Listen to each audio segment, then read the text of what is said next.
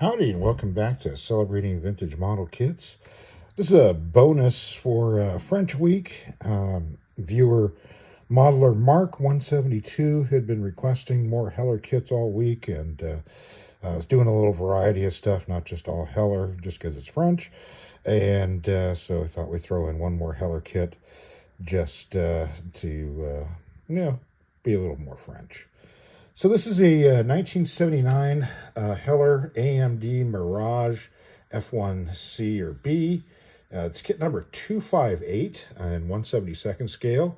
AMD was a later version or later naming for Decal.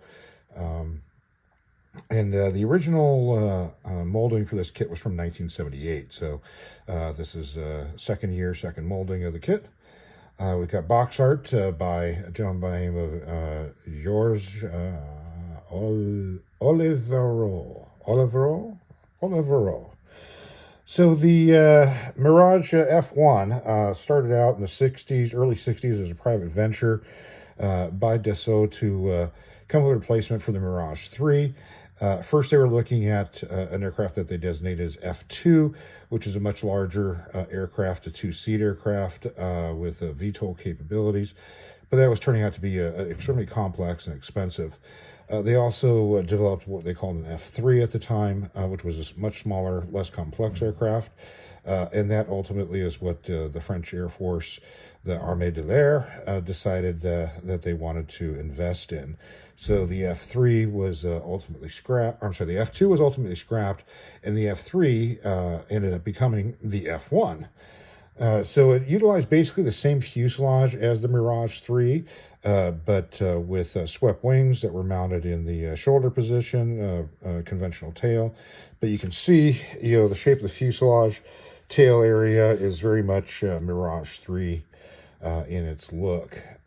They did swap out the engines.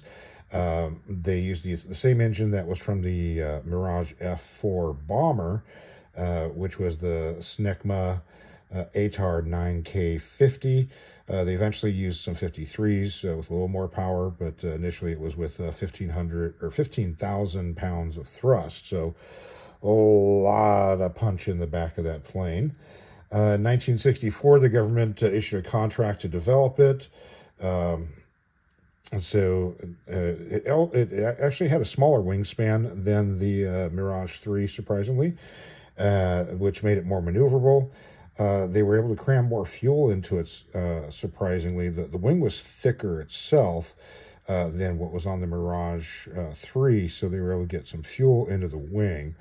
But that was offset, the thicker wing, which usually is more drag-inducing, was offset by, a lot more thrust.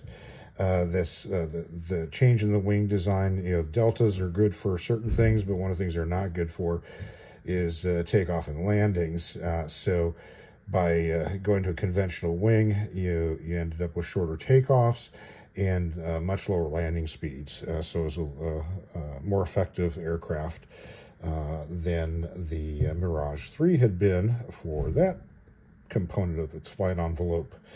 The first flight was 23 December of 66.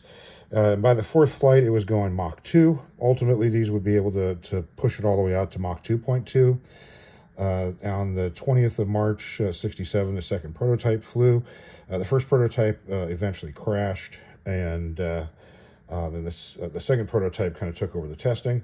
And May of 67, 3 more pre-production, pre-service models were ordered, and also a static test model.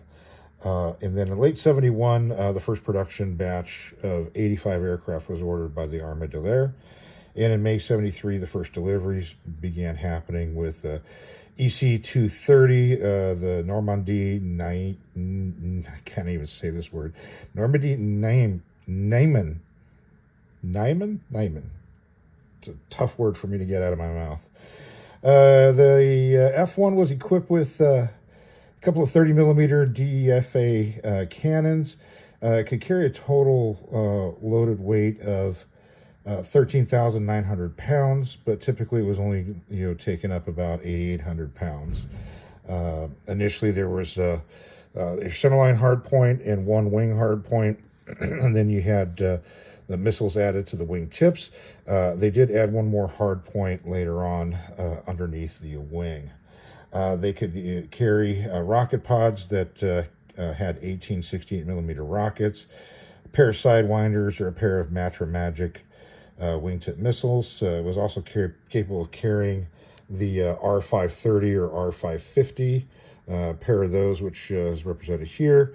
They could also carry Exocet missiles. Some of the versions were capable of carrying that. And also laser-guided bombs. So pretty decent load of stuff that they could loft or take aloft. It was involved in quite a number of skirmishes, wars throughout its years. The Western Sahara Desert, the Pakvisha War, Senepa War, the Iran-Iraq War, the Gulf War, South African Border War, the war in Afghanistan in the 2000s, the Chadanian-Libyan conflict, the 2011 Libyan uprising, and North Mali, just to name a few. There's a few other little small skirmishes they were involved in as well. They were manufactured between 66 and 92 with a total of 726 built approximately. Apparently nobody knows for sure exactly how many were produced, but that's the number that most people go by. And it retired ultimately from French service in 2014, so they had a pretty long life with them. And there are still some countries that are still using it. Congo, Gabon, Iran, Libya, and Morocco are still fielding active F1s. Additional former users were Ecuador, Greece, Iraq, Jordan, Kuwait, Qatar, South Africa, and Spain. And so that's a little bit of the F1. If you're not familiar with it, it's not as well known as the 3, but still a pretty significant and important aircraft. So let's take a look at the kit. This is the late 70s versions of the boxing with this black border. See a lot of these kicking around at collector shows and kit swap meets and stuff, these black border ones. This is when they were really starting to become popular in the United States. And so I think that's why you see a lot of those here. And we've got, let's see, not much on the top. On the side here, it's making a note of there's two versions with 6 different decorations. So here's the C, which is a single-seat fighter, the main fighter version. And then the B is the 2-seat trainer version. And you've got 3 languages listed here, French, English, and German. And paints that are suggested for use. On this side, surprisingly, they're using the same profiles. You'd think, since there's 6 decorations, they'd use different profiles on this side, but it's the same thing. Basically identical. On this side, the end, we've got our kit number of 258, repetition of the top box art, and again, 2 versions, 6 decorations, and same thing on this end. And made in France. So we'll open it up, and we've got a folded over top lid printed directly onto the cardstock. The bottom is a folded corrugated box, so it's really nice and stiff and heavy. And our instruction sheet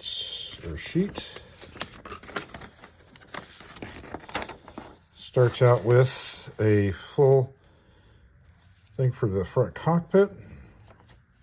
So you can do the F1C as a single-seater, or the B was a 2-seater. Looks like you got a little bit of cockpit detail going on in here.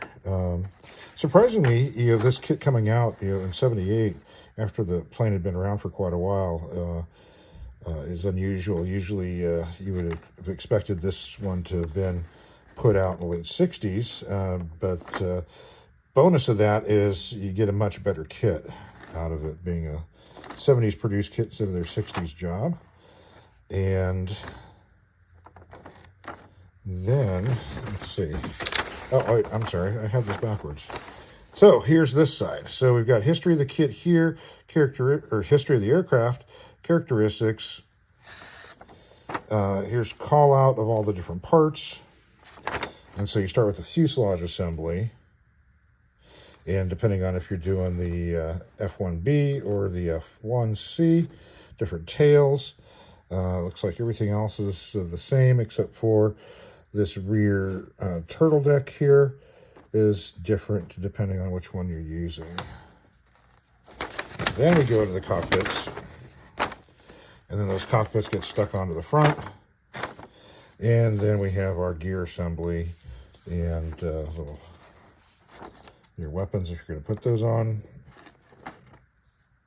And details of the gear itself. So it looks like a fairly nicely made landing gear. And then there is a separate page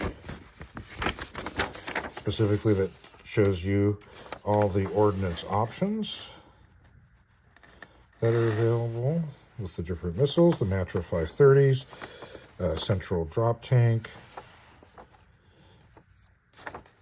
and regular bombs. And then this also shows you your decal placement for different aircraft. So you've got your one here for the prototypes.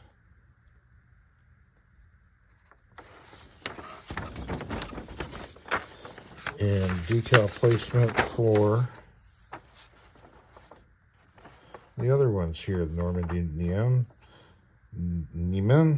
Lorraine, Vendée, Ile-de-France, and Force Ariane Grec, which is the Hellenic Air Force in Greece. Call-outs for the paint numbers are on here as well. And color call-outs for the camouflage and some more specifications. And it looks like if you've got missing parts, you can send this in. And then, so we got that. And then we've got another page which has all of that translated into German and English. So, interesting way of doing it.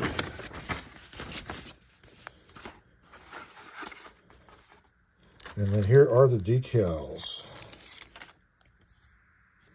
So I was able to do some research on this. So the F1B is the prototype version that they're giving the decals for. The F1B didn't come out until much later, so it hadn't entered any kind of squadron service yet. It actually flew just before this kit was being produced. And unfortunately, I was not able to source an actual photograph of that actual prototype.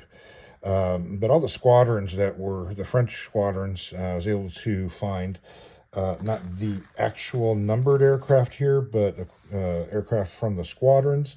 So you had one from EC-15, which was Vendée.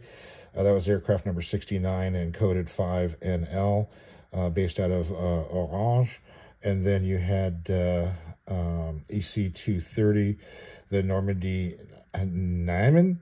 That's aircraft number 72, coded 30MT out of Reims. And EC-25, Ile-de-France, also out of Orange, and that's 63-5OI. And then the final French one was EC-330 from Lorraine, and that's aircraft number 78, coded 30FG, also out of Reims. And then the Greek Air Force one, the Hellenic Air Force, that's a F1CG, and that one was coded 110. I could not find the 110 aircraft, but some other aircraft from the similar batch, I was able to locate some photographs of that. So let's take a look at those here.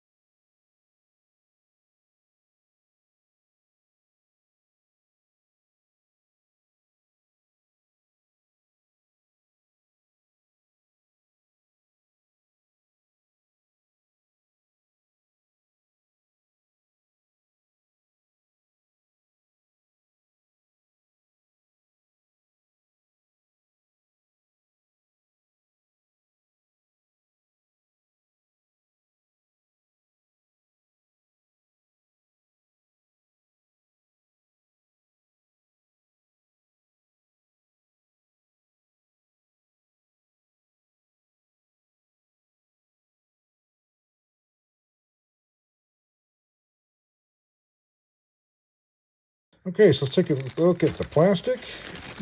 Came bagged. This one's already open.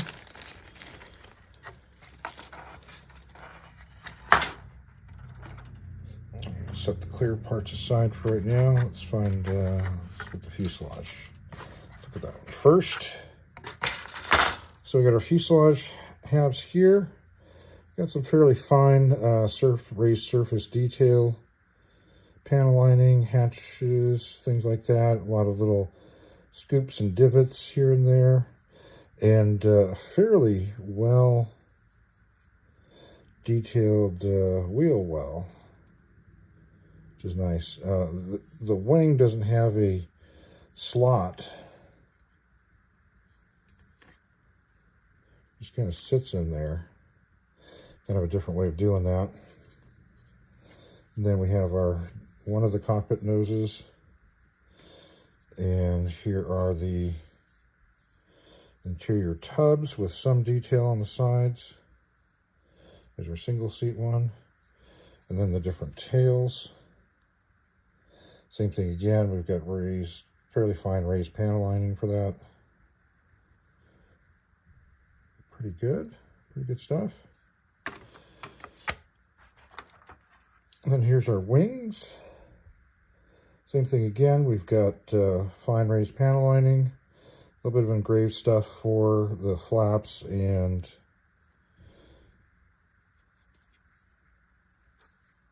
let's see. Yeah, and so the bottom part is inserted inside here, which is nice. I like the way when companies are doing that. So you're able to get a pretty nice sharp edge on the front and rear of these wings, especially on some of these jets that are really thin. And then there's our two different turtle decks thing on the model, and then the horizontal tail surfaces. This sprue here has a different nose. Yeah, it looks like some of the landing gear parts and maybe speed brakes there. Different nose cone. There's our instrument panels. It's got some pretty decent detail on them. And air scoops. There's our ejection seats. Do have molded on straps. Our wheels are pretty nicely detailed. There's our engine, and there's actually some detail on the inside. It's kind of hard to see here. I'm trying to angle it here. But there is some detail inside there. And pretty fine pedals on the afterburner.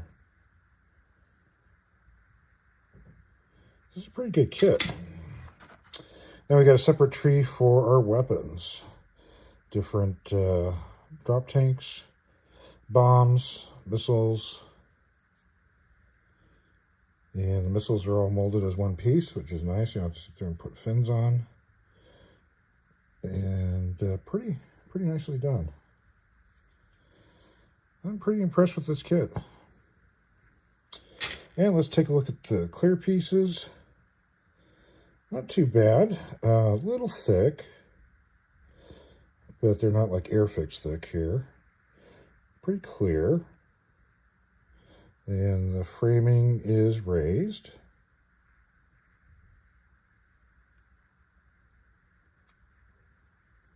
So there you go. So overall, I think this is a pretty nice kit. I guess it's kind of indicative of its later issue, the late 70s. Really starting to see some improvements in production of model kits as the 70s went on. And then as far as Heller's releases on this, they have done a few. They're the only ones who have released this kit. So the first one, the 78 issue, was in the older style box that you're familiar with from the 60s through the early 70s.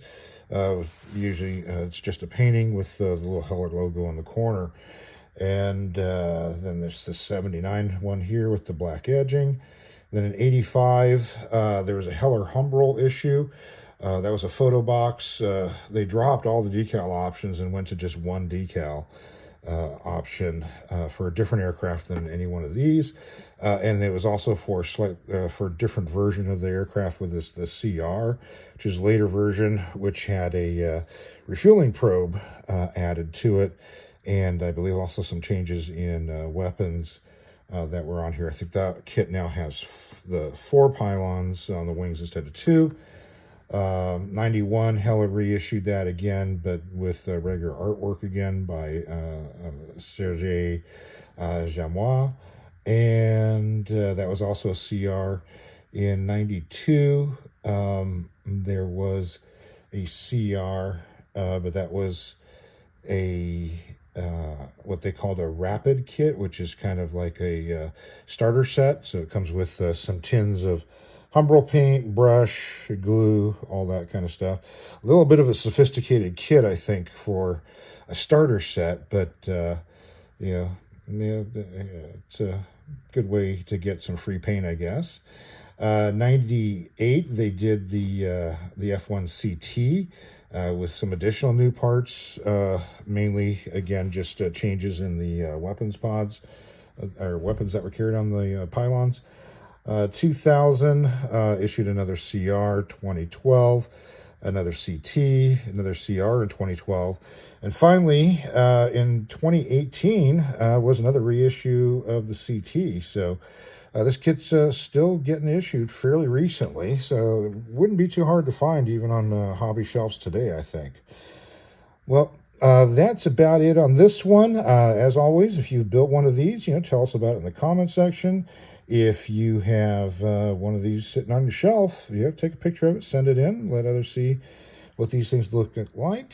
And if you got any other, kits around this era that you'd like to share with us, for French Week, absolutely send those in. Well, that's all for today. This is going to officially wrap up French Week. We will be seeing more French aircraft throughout the next year, as I've got quite an extensive collection of French aircraft. So they will get sprinkled in here and there. So for all of you Francophiles, don't worry, there will be more French planes and more Heller. Well, thanks for watching, and have yourself a great rest of your day.